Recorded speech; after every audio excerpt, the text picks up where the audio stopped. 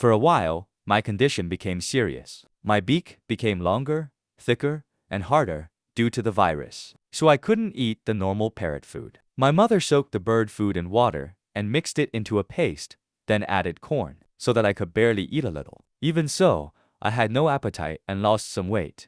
In order to encourage me to eat more, Lucy accompanied me to eat my special bird food. In this way, after 2 weeks, my appetite recovered and I gained weight.